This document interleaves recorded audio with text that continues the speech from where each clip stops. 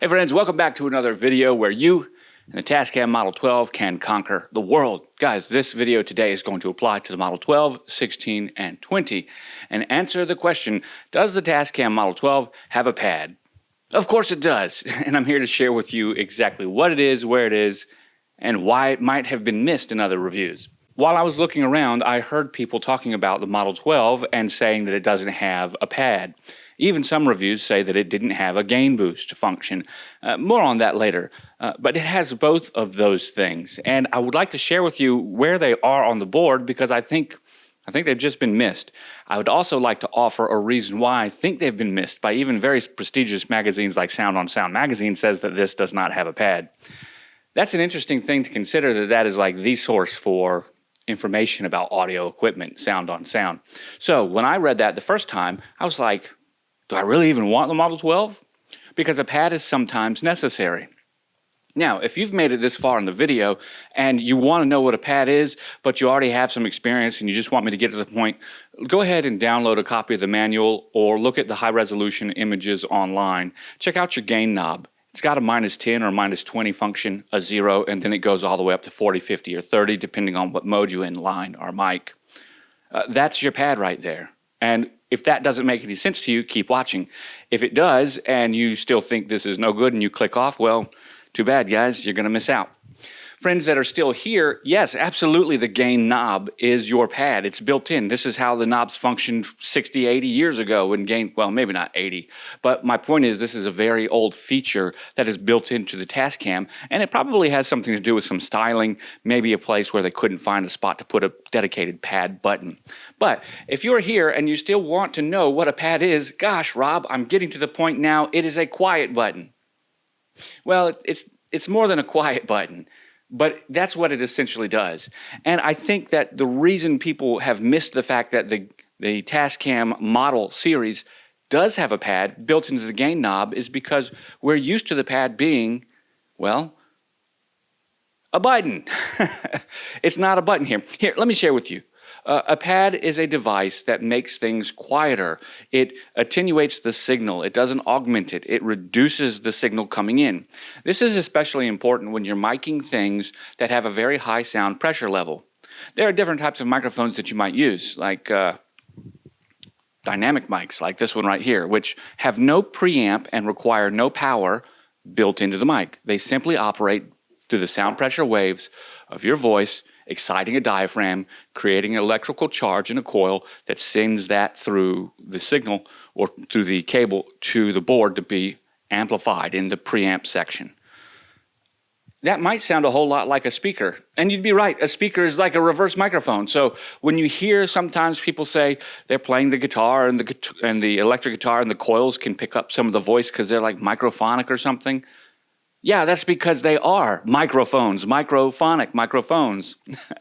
It's just a different kind of microphone. They use it in a different way. So in this instance, a condenser microphone like this Tascam TM80, one of my favorite mics, by the way, it has no pad.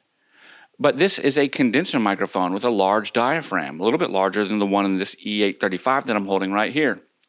And this microphone right here, because it's a larger diaphragm microphone and because it has a preamp built into it, because it's a condenser microphone, a pad could be very helpful. So when we look at models like this, we have to realize that the microphone's pad, if it had one, has a different function and might be called different things. Specifically, in a condenser microphone like this pencil condenser, we actually have a 10 decibel pad built right into it on this little button right here. You just flip that switch and it reduces the signal by 10 decibels. That's the Avantone CK1. Here's the MXL 606, and here has a 20 decibel pad, two of the most common pads you'll find anywhere. These last three microphones, the two pencils and the TM80, are all condenser microphones. And as a condenser microphone, they have power sent to them in order to excite the capsule and pre-amplify the signal because of how they work. They're powered microphones. They need phantom power to work. In this instance, the TM80 does not have a pad. The other two do. Well, why does one have a pad and not the other?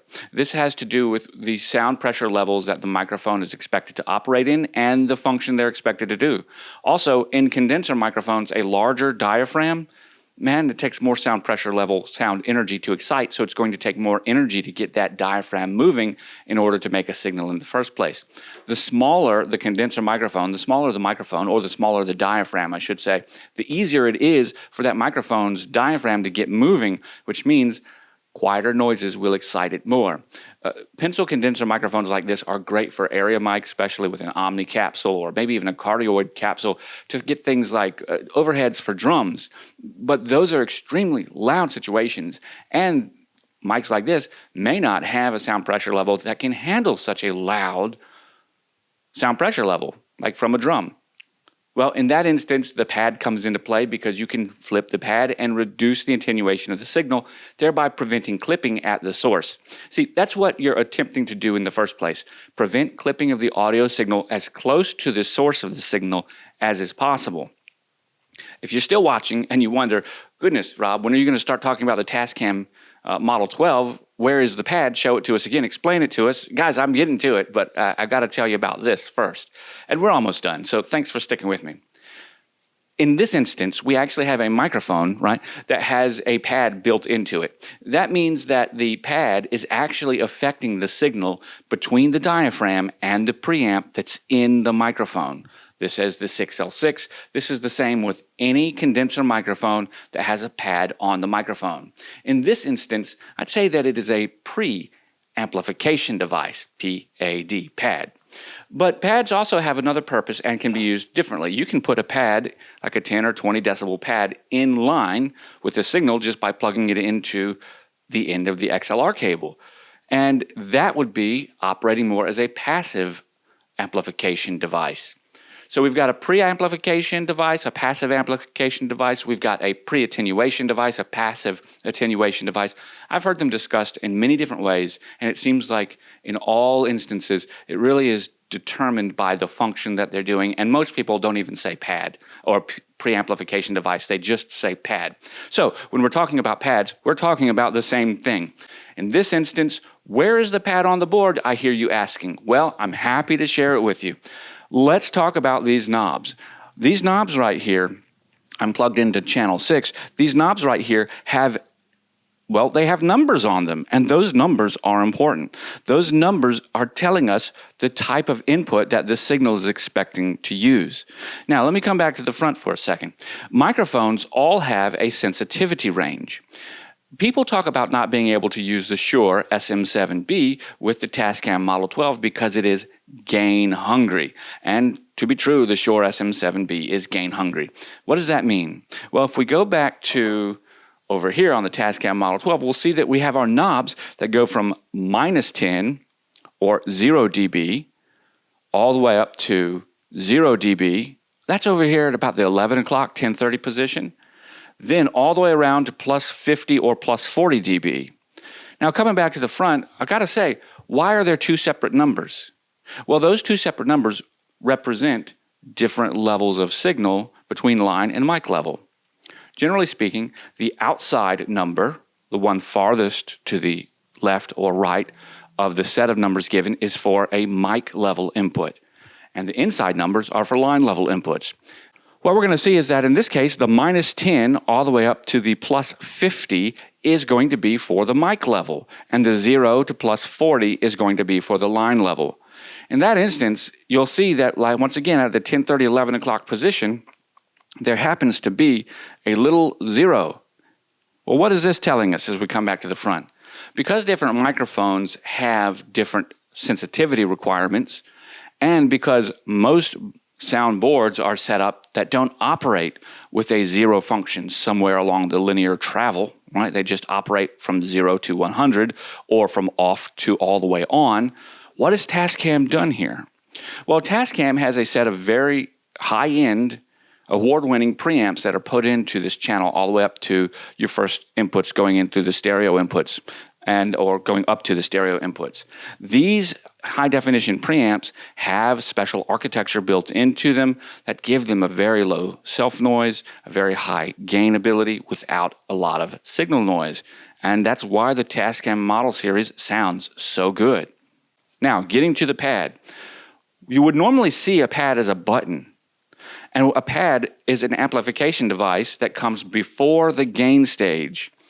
In the Model 12, in the Model 16, and the Model 20, this first stage of gain is all analog. These are analog potentiometers with an analog gain function, which means that they are going from a neutral point at the 0 and boosting it up to 50 decibels, or the neutral point, which is 0, and then cutting it down to minus 10 decibels. As a pad is any device that can cut a signal by either a fixed or arbitrary amount, there's your pad right there. And it's an analog device built into the system. Now, on the Model 16 and 24, the entire board is analog, so all of what we talked about continues down through the signal chain, out through your speakers, and it goes through all of the different EQ and compression stages, which is why when you record on the Model 16 or 20, you want to record with all of your EQ and compression and everything and your panning set to 0 or set to neutral, 12 o'clock. In this instance, when you would want to begin recording and mixing down, you could switch that over to the multi-track recorder mode, and then in the multi-track recorder mode, you could make the adjustments to your EQ. Not so on the Model 12. The Model 12 is analog at 2 stages. After the input gain stage and just before the output to the speakers after the EQ. So we go from analog to digital into the board, and then we go from digital to analog out of the board. And that allows us to do some gain tweaking while we're recording and still have a signal that we can adjust no matter how we like, because it's truly recording everything raw, and the digital operation in the EQ section is what's happening, or the effects section as we come through in the compressor section. Knowing all those things, we have to realize that a pad is much more of a sophisticated device than just a volume knob that turns things down. Think about this. Here's another device where you might have used a pad and not thought about it. What about your camera? This is a digital camera. The ISO, the knob that sets the sensitivity of the camera, is a gain boost. It is a gain knob. Now, it's not analog, it's digital. It's a micro switch of some sort, or a stepped switch of some sort. You don't just rotate it without any clicks, but it serves that function, right? And it attenuates the signal going to the sensor so that it can either amplify the sensor or reduce it. Does it have a cut function like a pad? Well, yes, it does. You have a base ISO, like 200 in this case. Anything below 200, the camera will shoot at ISO of 50, 80, 60, right? It'll go down that low, but those are all cuts done digitally in the gain staging section.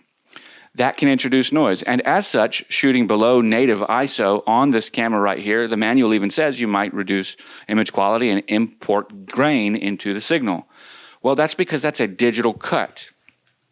Over here on the Tascam, very similar, except not digital, analog. That minus 10 decibels is an analog cut. It's a reduction in signal and attenuation in signal strength coming in before the amplification stage. It's your pad.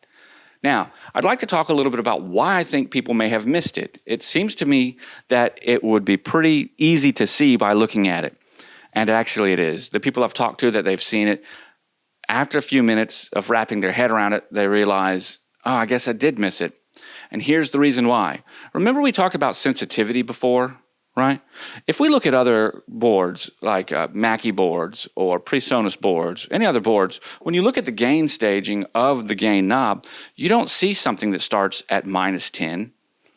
Sometimes you see something that might start at 0.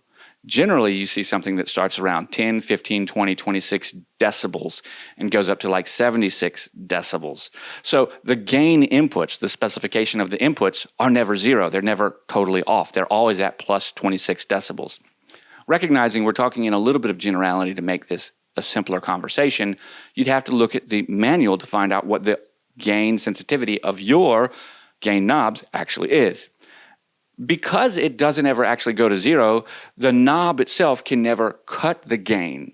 And its range that it's designed to be used at is within the range that is already boosted to some amount, like 26 decibels we said here just a moment ago.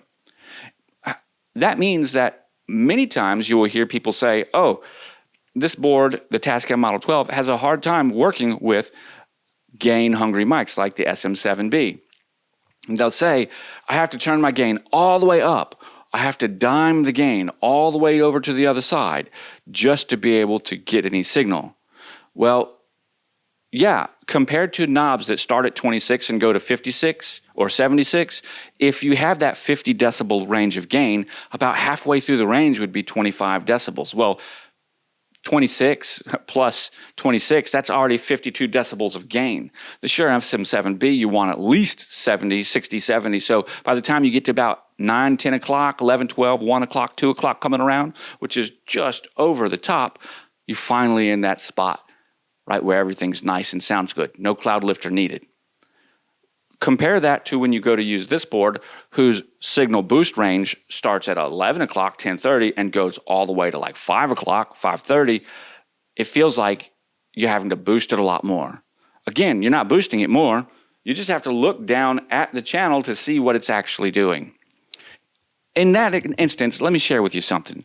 I've got my field recorder, the Zoom F1, plugged in right here to channel 6, and I'm going to turn on a tone generator. I want you to see what happens.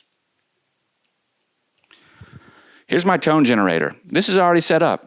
It's sending out a 1 kilohertz tone, and that tone is over there. It's sending out a 1 kilohertz tone, and that tone is at -6 decibels.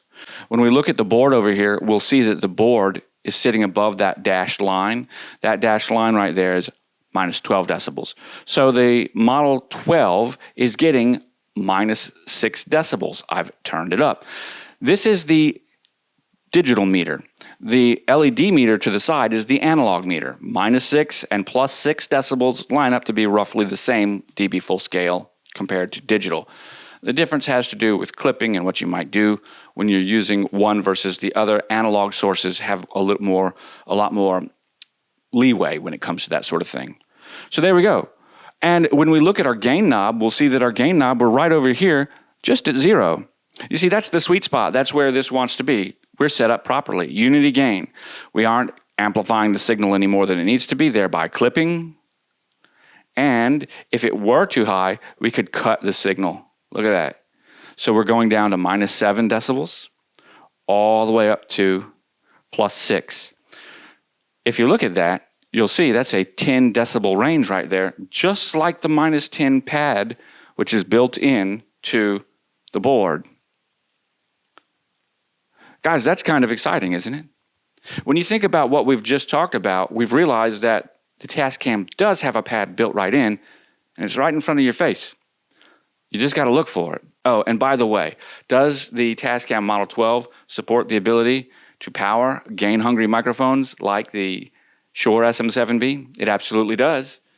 It's got a gain boost function built right into it. Menu, mixer, gain boost. Check this out, my friends. Up to 12 decibels of gain boost. And so that 50 decibels that you can get plus 12, that's 62 decibels of gain boost. That's enough to power a Shure SM7b. And yes, it's going to be on the far end of the gain range. And sure, you could use a cloud lifter. But those are all questions for another video. Guys, I want to thank you so much for watching today. I hope that you've enjoyed this demonstration, this discussion. I hope you've had a great time coming along with me as we've talked about it. I want to thank you for watching and remind you to keep it in the mix because it's always better in the mix. Bye for now.